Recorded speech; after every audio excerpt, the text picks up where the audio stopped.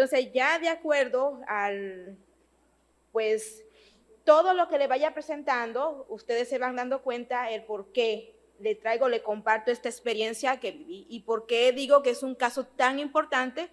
Me hubiera gustado contar con el público de pediátrico, porque realmente es un diagnóstico que los pediatras son los que tienen que llegarle y ayudarnos a nosotros pues, a hacer el manejo y el seguimiento de estos pacientes. O sea, es meramente pediátrico, para decirlo así, pues. Entonces, este caso se trata de un masculino de 7 meses de edad, sexo, bueno, masculino obviamente, y que los antecedentes personales es un niño o fue un niño previamente sano.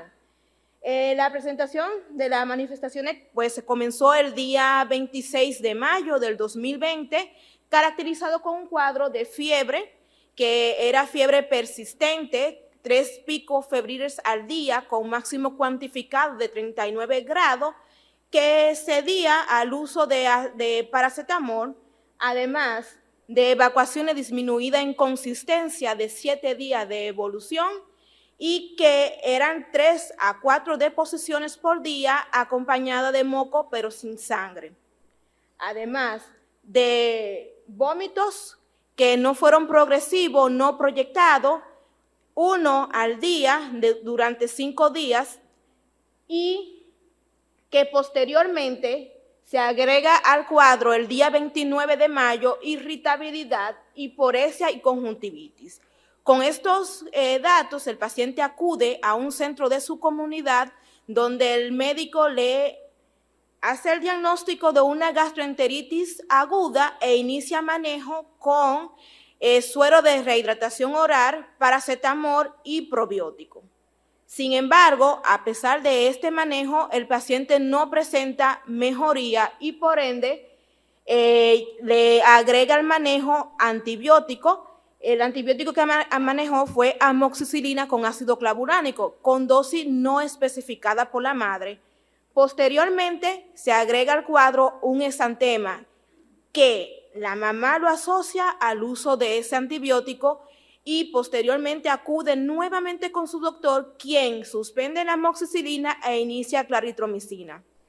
La sintomatología con respecto a la fiebre cede, mas sin embargo el paciente continuaba muy irritable, continuaba con el exantema, continuaba con la conjuntivitis y por eso, ante el contexto de pandemia, deciden referirlo al centro donde yo estaba haciendo la reumatología. A su llegada se le hace una PCR que se reporta negativo. En ese momento, todos los pacientes que ya acudían al área de urgencia tenían que hacerse el PCR.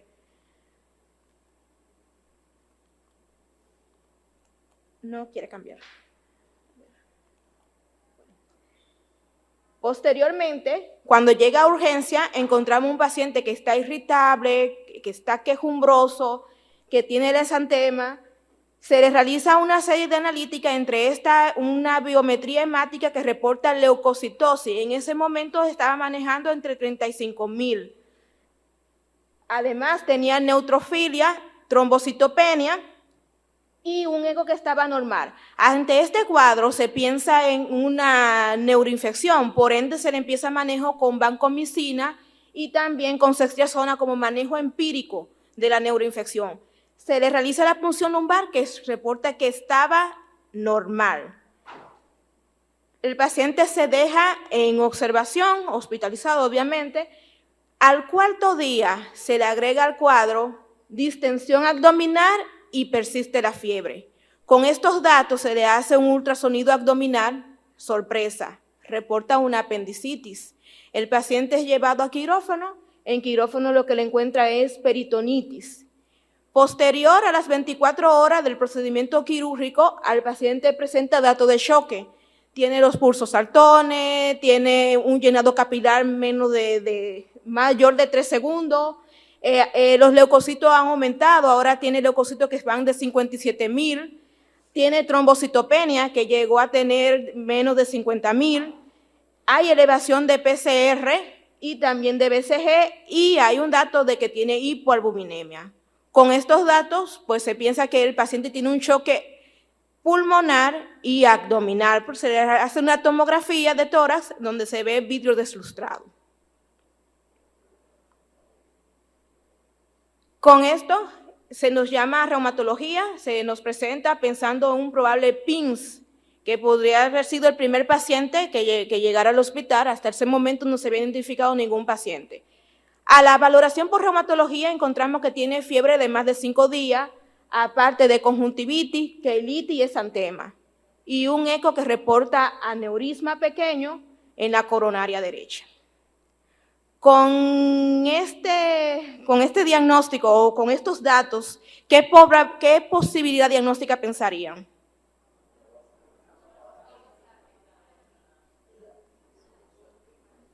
En ese momento nosotros sí pensamos en una enfermedad de Kawasaki, recordando que este paciente llegó al hospital justamente en los primeros meses de la pandemia. Se desconocía mucho de lo que era el síndrome inflamatorio multisistémico y todavía no se hablaba de lo que era el fenotipo de Kawasaki. Por ende, nosotros pongo aquí PINS, fenotipo Kawasaki, porque en verdad, viéndolo de una manera retrospectiva, sí cumpliría pues con la definición. Entonces, como manejo, se le da la gamma globulina, se le da la dosis de aspirina como manda de acuerdo a la AJA, pero en este paciente, como integramos un Kawasaki incompleto, recuerde que para integrar el diagnóstico de Kawasaki tiene que haber fiebre mayor de 5 días y 4 de los 5 criterios. En ese momento nuestro paciente nada más cumplía con 3 criterios aparte de la fiebre. Entonces se queda como un Kawasaki incompleto, pero también se le hace una escala de Kobayashi que dice que tiene más de 4 puntos, lo que quiere decir que tiene una predisposición a que este paciente haga refractariedad a la dosis de gamma globulina. 36 horas posterior aparece la fiebre. Lo consideramos como una enfermedad refractaria y vamos con la segunda dosis de gamma globulina. ¿Qué pasa posterior a esto? Que hacemos un eco posterior de las 48 horas, sorpresa. En vez de disminuir los aneurismas, aparece otro. Y el otro que está más grande, o sea, hay una dilatación y un aneurisma. Con esto, ¿qué vamos a hacer? ¿Cuáles serán las opciones terapéuticas? ¿Qué hago? ¿O qué harían? Sé que no hay pediatras aquí, ¿verdad? Los comentarios que puedan hacer. Guardarlo, porque para todos los casos será ese mismo código QR.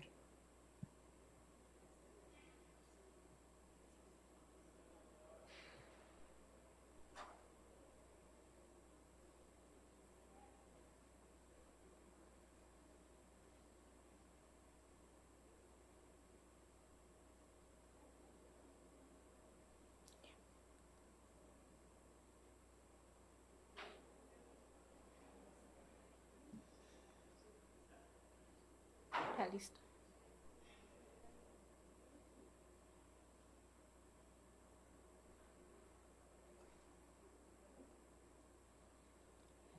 Bueno.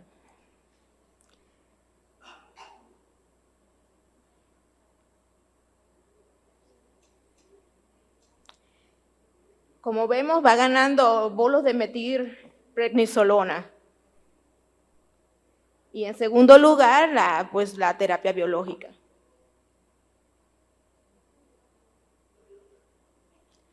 Pues nosotros dimos la primera dosis de terapia biológica con infliximab, que si recordamos en las guías o sea, en la AJA, son de las cosas que sí nos dice que podemos empezar una vez que nuestro paciente es refractario.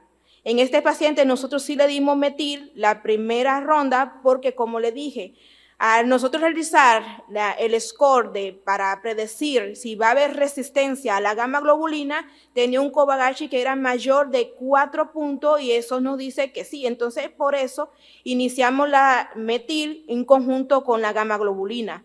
Entonces, en esta línea ya sería el infliximab. Sin embargo, nuestro paciente se le hace nuevamente los laboratorios, persiste con datos de inflamación y eso he visto evidenciado, pues tiene trombocitosis. Recuerde que al principio tenía trombocitopenia y una de las partes, ya este paciente ya está llegando a la fase subaguda de la enfermedad y por eso es que van viendo que va aumentando, en vez de normalizarse las plaquetas, de que estaba primero baja, ahora están altas y eso lo explica más por la fase en que está de la enfermedad. Aparte el paciente tenía anemia, tenía elevación de la PCR. Hay un punto muy importante, una vez que nosotros damos la gamma globulina, la eritrosedimentación o la BCG no nos sirve para el seguimiento de estos pacientes porque se modifica una vez que damos la gamma globulina. Entonces, ¿qué nos quedaba? Nos quedó como manejo de como una enfermedad como vasculitis.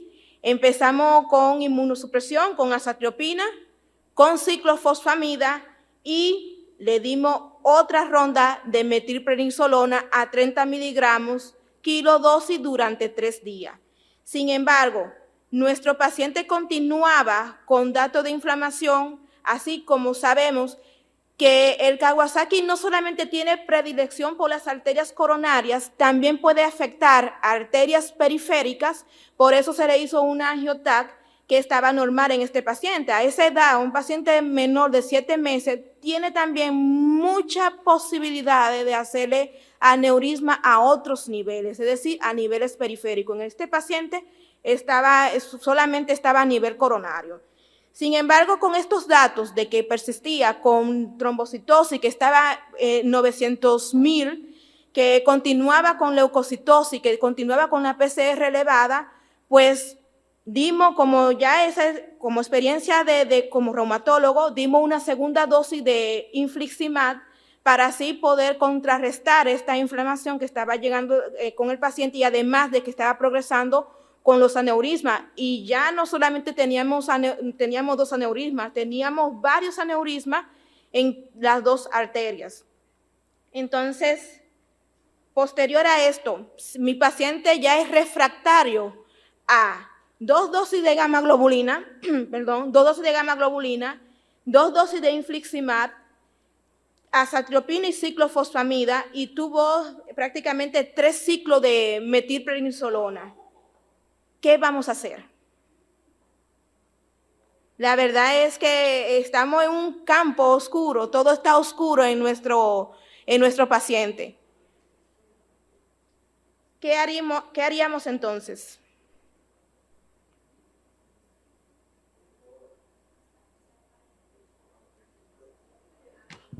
Esa pregunta es para ustedes. Disculpe, no lo entiendo.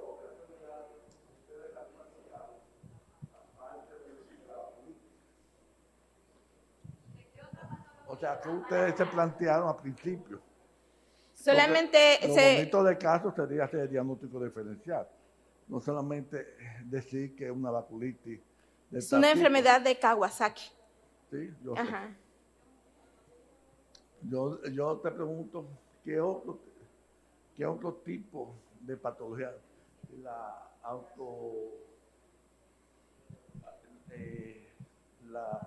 Los síndromes autoinflamatorios, si puede dar esto, o qué otra cosa, porque quizás no estamos Kawasaki, me parece Kawasaki desde el principio. Entonces yo le dije a uno de ellos, pues, parece un Kawasaki desde el primer instante. Muchas gracias, doctora, por el caso, pues muy interesante, pues sobre todo esa refractariedad al tratamiento, porque independiente pues del nombre de la enfermedad, igual está siendo refractario a muchos tratamientos, ¿no es cierto? Siempre que uno tiene un Kawasaki con ese comportamiento, estoy de acuerdo con el doctor, hay que pensar en otras posibilidades, y aquí sería poliarteritis nodosa, pues digamos en el sentido de que hace aneurismas coronarios, pero obviamente pues la clínica aparentemente no tenía como otros elementos para considerar una poliarteritis nodosa. No, Sin embargo, hay casos descritos en la literatura en los cuales es muy difícil diferenciar una poliarteritis nodosa con compromiso coronario de un Kawasaki, ¿no? Y y en él, pues no sé, pues ya habría que indagar si había otras cosas que hicieran pensar en una PAN, ¿no es cierto? Pues No, hipertensión, ¿cierto? la ¿Algún infección estuvo otro tipo? descartada, una sobreinfección, así No, como, hipertensión me refiero. no tuvo No, hipertensión, no tuvo no tuvo hipertensión hipertensión, y aparte del exantema, pues no tuvo como otras lesiones nodulares en piel, no, no, no, sí, no. porque yo creo que es pertinente lo que comenta el doctor, pues antes tanta refractariedad Sí, descamación ungular, sí, hizo, tuvo después, posterior tuvo la descamación ungueal, la descamación perineal. perianeal y también tuvo lo de la BCG. Ah, la BCGitis sí es pues muy específica de Kawasaki. Así es. Sí, muy difícil el caso. Había alguien comentó anticoagulación, pues realmente por los diámetros de las coronarias Sí, pues no tendría indicación de anticoagular. ese era, Porque todos eran menor, no eran aneurismas gigantes, ¿no? no, eran medianos y pequeños. Ninguno era aneurisma gigante, o sea que no tendría indicación de anticoagulación, sí de ASA y tal vez clopidogrel, pues pensando en el.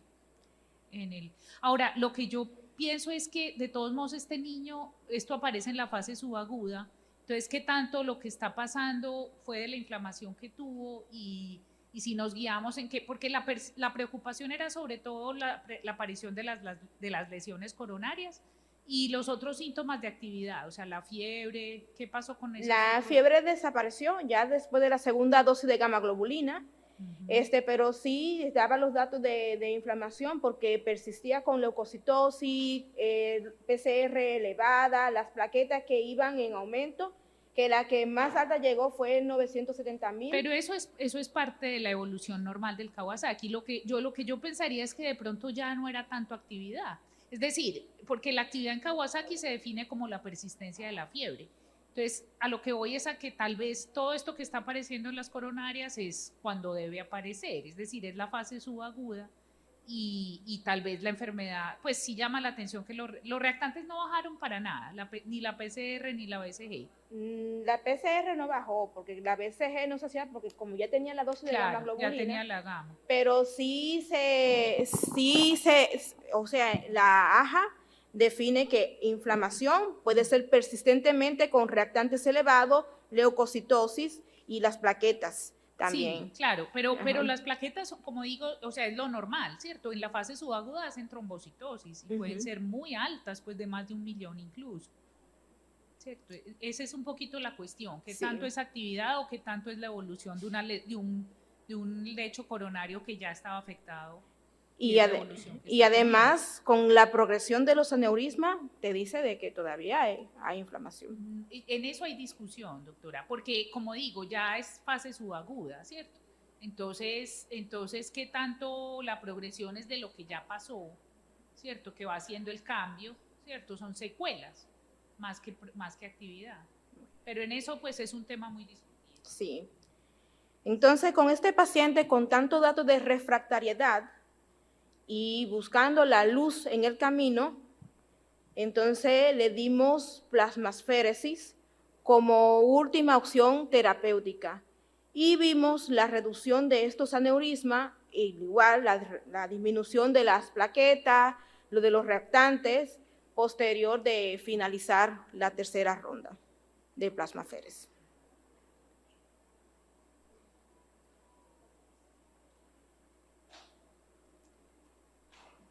Y ese es todo el caso.